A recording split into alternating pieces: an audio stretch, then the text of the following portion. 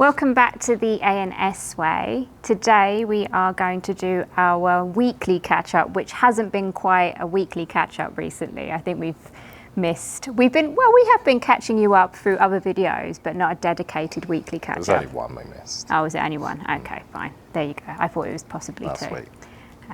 But yeah, today it's Sunday in Las Vegas. It's quite hot. But we thought we'll do the catch up as we go about our business today. We've got a few things. We need to go to the supermarket. We might go to IKEA, which we discovered last weekend, to get some things, mainly because we've got all of our household things now. So we just need to make sure we've got everything we need. Mm-hmm. And Ant is a man of many words in this opening.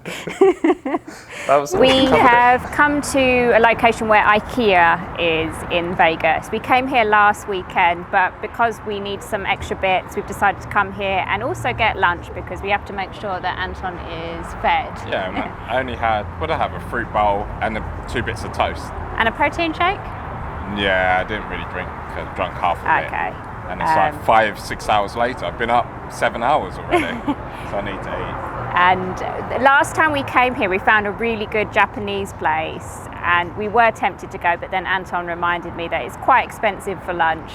So we've gone for somewhere a bit cheaper, and we found a baguette place. Looks like they do like typical kind of French very style, European style foods. I don't know if you can see our food here. Yeah, and I've gone for a quiche, which they make fresh, so I haven't had a quiche in a while. Turkey baguette, which looks pretty good. And then what are we doing? We're going to IKEA. IKEA, Home Depot, grocery shopping, a few bits. But I have an Amex card now as well, so I've joined the club with... I don't think there's only some people that know that I have. We Okay. both have Amex cards within a couple of days of each other.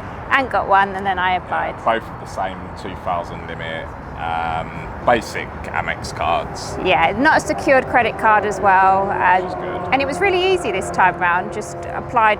I got my approval straight through an email confirmation, but you had to call. Yeah, I had to phone them because they couldn't verify me up front. But then when I phoned them and said, you should be able to, went, let me check. We can verify you.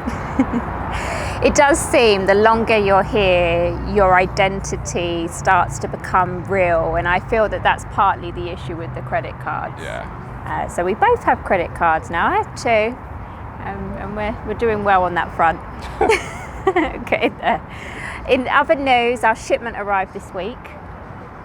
Well, was it Wednesday? Yeah. So it's Sunday now, so we've had it for a few days. We've unpacked, I would say probably maybe like 70% of what came, and the other 30% we're leaving because it's stuff that we don't immediately need and probably don't foresee needing. So there's no point in us unpacking it when we know we're going to be moving within a year. It's completely silly to unpack just to look at it and then pack it back into the boxes. I think that's the issue. It would be nice to unpack everything, but then the reality is we'll be moving again in 8-9 months, so really we just need to unpack what we need. Yeah. The day of the shipment went fairly well. They arrived between, I think, 8 and 9, and we have that video is probably up by the time of this video. It was fairly smooth. There was a bit of misunderstanding with the unpack. I assumed when you book a shipping company to do the unpacking that they'll unpack and also put away, but that's not included. And it may be a service that you can pay extra for, but it's not a service that we had included with my package anyway. So the option is they literally unbox everything and put it either on the floor or on a side, which means, bearing in mind we had 4 bedrooms worth plus everything that we'd bought in the interim, plus other stuff, they would have literally just scattered everything everywhere, which would have been chaos. So we opted not to do that option, and we've unpacked it.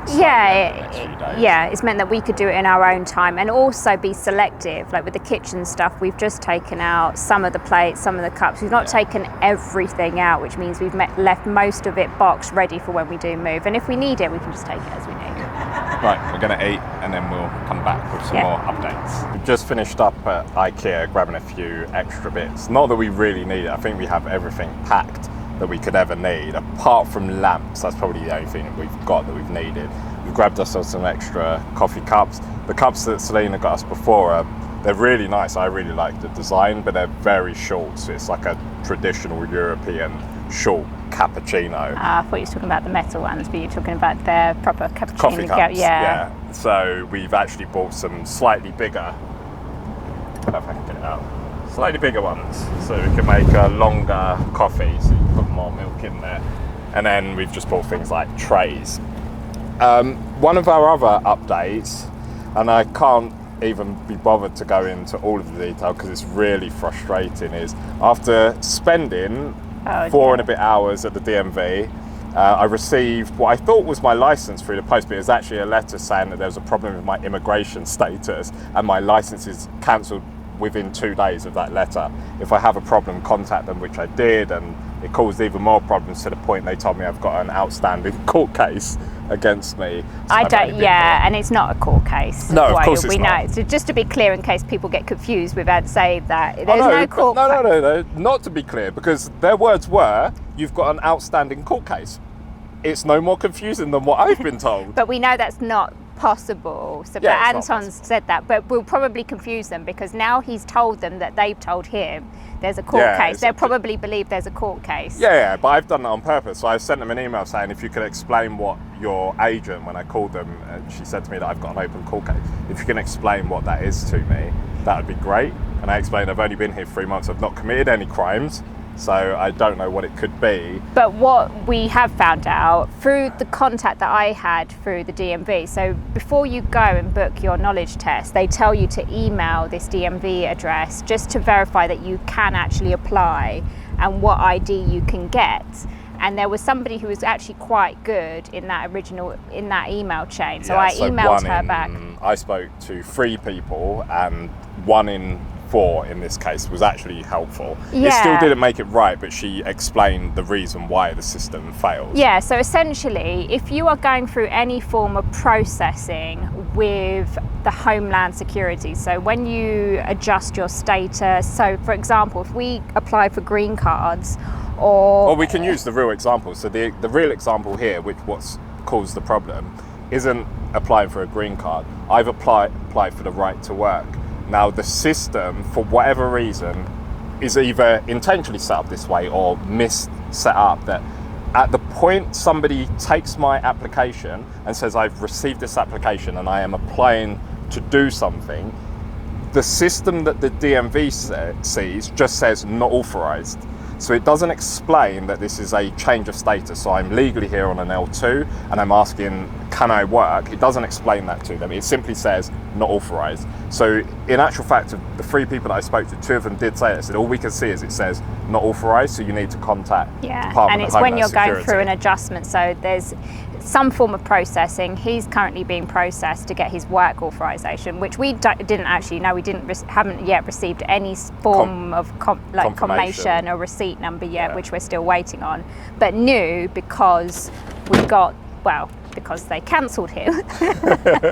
And now we simply have to wait through that, and as far as we're aware, Ant can't apply for a license. And the frustrating part of it is, so unlike the UK, and you can see there's actually a really good reason why they've gone down this route. The new ID is called Real ID, which is effectively a countrywide identification, so a federal identification. So you can travel on that, you can prove who you are using that. It isn't local to the state. So that works out great for the majority of people. However, anyone here on a status that could change brings up massive issues. No license for Anton, but I am doing my retest for the knowledge test in next month. And we are in the process of building our paperwork up for a green card. So I don't know now that, once that triggers, how that would affect mine. So I'm hoping I would understand. Do pass my next test and get the license quickly before that happens. We've made it back. I think it's been getting around 40 plus degrees here in Vegas. It's about 41. Yeah, and it's hot. So when we was filming outside at IKEA, I think I really felt it. She struggles with the heat. Anything over, 30-ish. Yeah, I seem to be okay now. I think I've adapted. So when it is 30, 31, it doesn't seem so bad. So I think for me, any time it goes above 35 degrees, I definitely feel it. And anything above 40, you just feel very exhausted very quickly. Yeah, it's tiring. yeah, it's kind of, I think I'm more used to it. I haven't done anything where I've exerted myself that much in that heat. But even when we're riding, it's 34, 35 in the evenings. It doesn't really bother me too much. Seems to be fine. The ride was fine yesterday though. The rides are fine. I think it's just being out doing stuff, going in and out of the car, and then it's so super hot, things like that. But anyway, But you're tired mostly, I think, from we've done unpacking Yeah. early to late for 3 or 4 days. We haven't been working out, so that's one thing, but you've also been working. So I think it's just the accumulation of a lot of things. So I did take a nap, but then was Very woke, short. very short nap. I tried to, but Ant was listening to the most, I don't even know how to explain. He was listening to someone's YouTube. There was some sort of debate going on. But it's a debate over MLMs, mind coaching, and all of those types of products, basically scams that generally scam poorer people out of their money. And the person, CoffeeZilla, was attempting to have a conversation with a person that sells this type of product, and the other person wasn't having it, so he thought that shouting and screaming would win him the argument. so that's what he was playing whilst I was attempting to nap. So it was very, very difficult because someone was There's a bedroom in there. You could have gone. Not for me. But anyway, to continue our catch up, in terms of other things that have been happening, we yesterday decided to join. So we've been thinking about other things to do here in Vegas. Obviously, Ant's got his bike now, so he can cycle. I can cycle mine. I'm quite into hiking. But we did see on Groupon, and we've mentioned this on some other videos, how good Groupon is here, but we saw a climbing course. And we didn't actually know what we were signing up for initially. There's 2 climbing centres. Initially, we were just, at the time, we were just looking For a day randomly, pass. weren't we? We were just going to go and do a bit of climbing, do it really badly. But then I think one of us found it, and then you did some research. Yeah, there was 2 places, and there was one that was offering a course, and it's right by where we live. It's called Red Rock Climbing Centre, and it's a Learn to Climb series, so you get 4 lessons with them, and during that whole month, unlimited use of their climbing gym. And yesterday we went, so that was our first time going. So if any of you've seen Instagram, we've posted some of the pictures up from there. And it was actually really fun. It was... It is fun. It's just different, very different. Different, so it's a skill that you'll have to learn. There's a lot to learn to doing it, so that's the part that makes it fun. I would like to continue it. We've still got a full month left, but I have too many hobbies, because I was thinking about this. It's like, would I dedicate? No, because I'd probably dedicate the time to riding my bike, because we live 15-minute ride from, somebody said, over 100 miles of trails, and that's just in our area. And then if I get in the car, there's even more on the other side, South Summerlin, and then over towards Henderson. So I spend a lot of time doing that, and then obviously YouTube, the gym, and I was thinking, how much can I fit in? I'll end up just cycling roads. So I mean, it's good to try. You get a month, and obviously here, climbing is hugely popular because we found out. Mountains. People move specifically for that here. The Vegas area to climb, because there's so many climbable mountains here. I don't see me taking it up outside physically on a mountain, No, but if I definitely wouldn't, because I used to do CrossFit years ago, and I was thinking about doing something else other than just the gym workout. So it's a consideration for me to do that over something like CrossFit. It's definitely worth, especially when you get the month. It's quite expensive. We got a really cheap deal, so it's 2 people for $97, including the training and the month.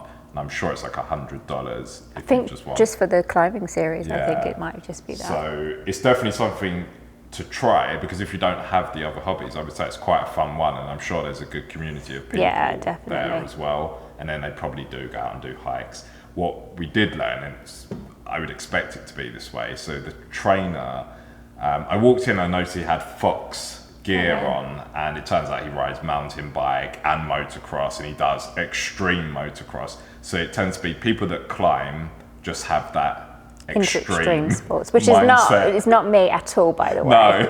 It's the polar opposite, but you did it right. So she struggled with, he called it Elvis leg.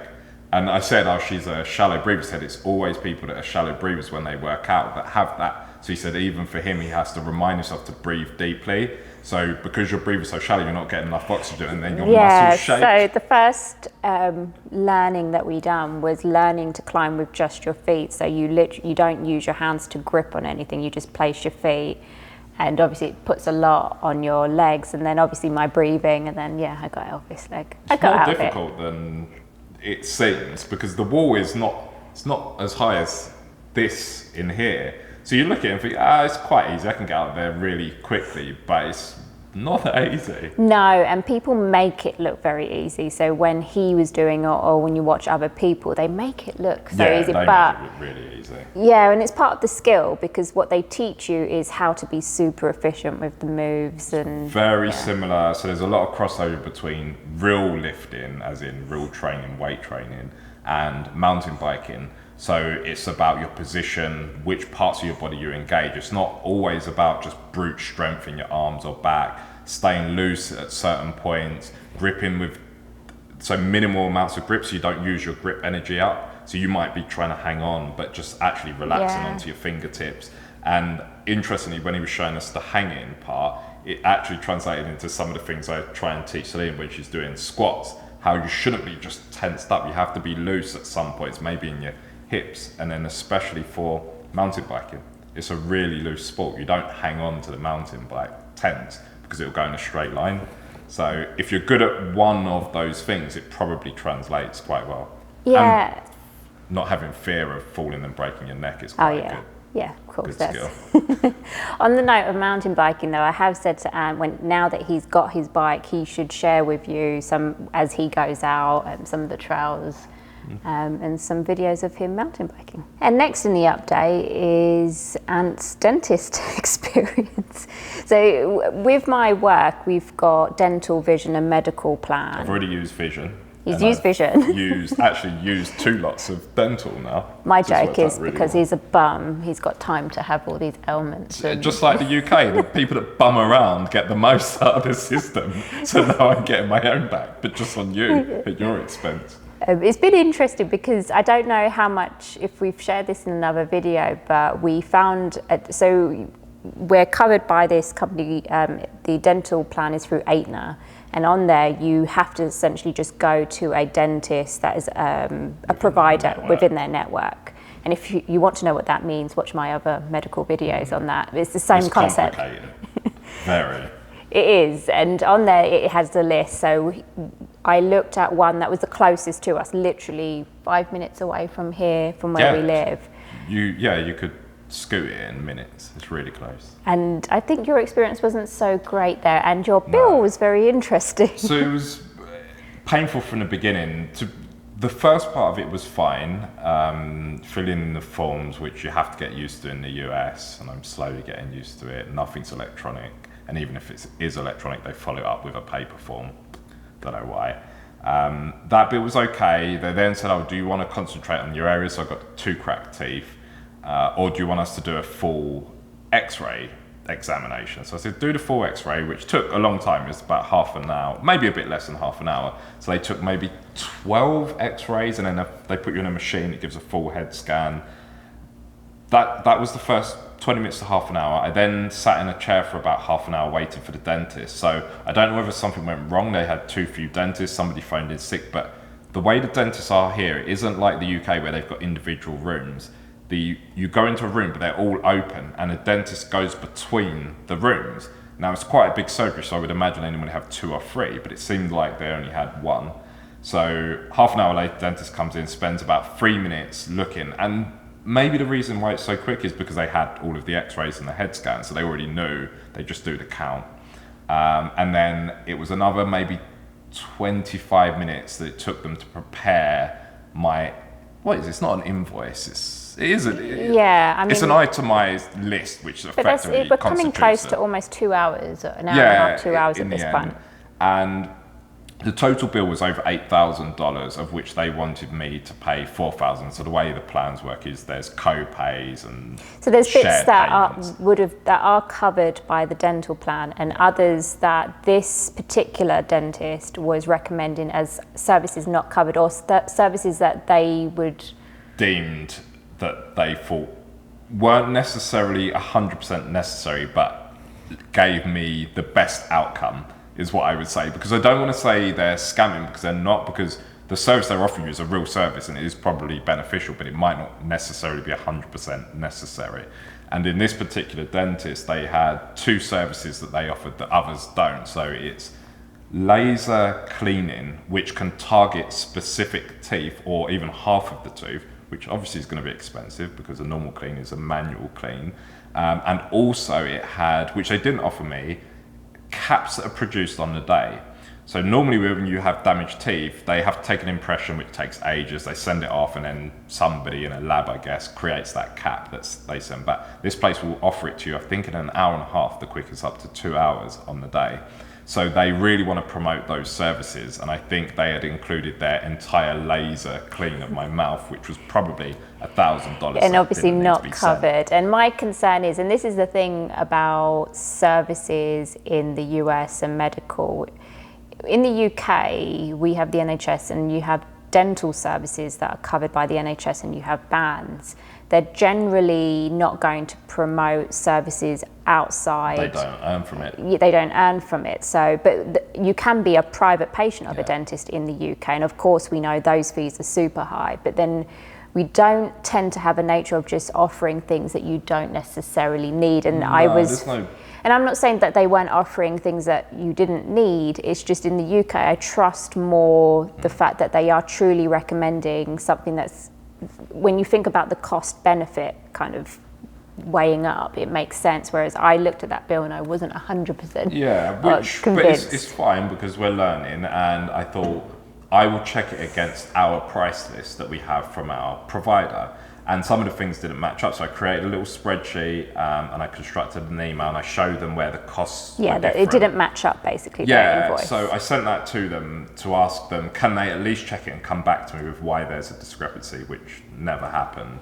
So because of both of those reasons, Selena looks up another dentist. Yeah, and I also then looked back at some their reviews. They had loads of reviews, some good, some bad, but then some people did say they were offering things way over, getting the invoice wrong. There were lots of delays, and I just thought, clearly delays this are painful. not good. Paying, especially paying good money to sit around and wait for them.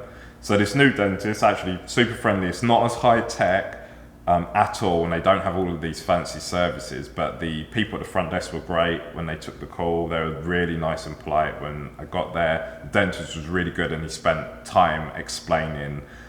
What you didn't get though was a full breakdown of your plan into the future, which you did get with this one.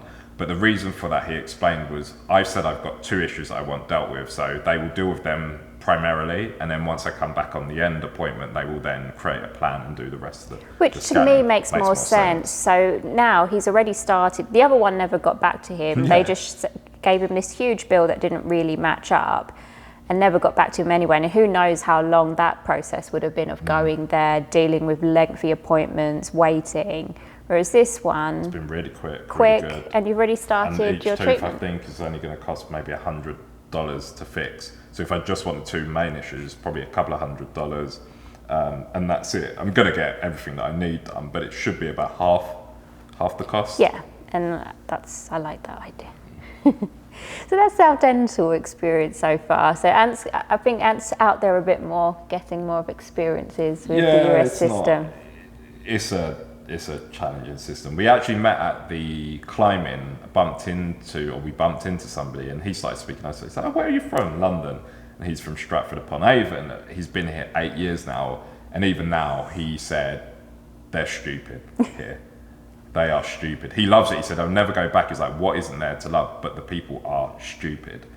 So this isn't just us. This is pretty much anyone that has not just grown up here thinks that there's a problem. This isn't just people not from America. There are Americans here that will tell you they are particularly stupid here, and I don't know what the cause of it is, but it's really challenging. It's really strange. It's as if you're talking the same language, but they can't hear you or can't comprehend unless you say it in the specific way that they've been taught. You cannot tell them the date the other way around because it baffles them, and then as soon as you say the date in the way that they've used to hear it, it's okay, that's what you meant, but the words it's kind are of the like same. a computer where you have to put 1, 2, 3, enter, They can't do anything but that sequence. That's probably the best way to describe it. It's to the point now when I order food, I've learnt the way that they can understand an order, and I've had to speak in their language. So it's for still example, English. you can't say, can I order a Big Mac? Or can I get a Big Mac on its own? Or oh yeah, can I don't get say some on its fries? own You ever. can't say that. You would have to say, just. If it says, don't say that. But if it says on there, let's say fries with 7 shakes of salt, medium, over easy, you must repeat exactly that phrase. Otherwise they're like, what are you ordering? We ordered the sausage egg McMuffin the other day. That was frustrating because I said, can I get 2 sausage egg McMuffins? Sorry, what? 2 sausage egg McMuffin. Sorry, what? So you've got a deal. It says you could buy 2 for $4. He's like, but is that with egg? What? I repeated this twice to you. Yes, whatever you said, I'll take that. That's fine, because we're not going to get anywhere. It's the same. We went to this ramen place and I said, we will both have, and then said the name of it. And then he turned to and he said, so what will you have? Yeah, they just... So I realised you can't say that. It's very painful. I would say I'm getting used to it now. You have to kind of... You adjust. Yeah, change the way you think. You also know that if you're going to set something up, so like the dentist, you're probably going to have to do the same thing 2 or 3 times. So they want it over the phone, they'll want it electronically, and then they'll want you to write on a piece of paper, even though it's exactly the same information. Whatever the reasons are, that's just the way the system works here, unfortunately. But we are getting used to it, and it is very nice. We're on our sofa, a very comfy sofa, and we are settling in and getting used to it. And the key thing is we wouldn't swap it for the UK at the moment. We are definitely, even though we point out, and I think some people have been mentioning in the comments how we're just being quite real about the experience. We're not trying to make out that everything's perfect here. No, not by a long way. But and if we were, I mean, to make this place perfect, what you'd need to do is take English people, bring them here and put the Americans in England, and then it would be far closer to perfect, I would say.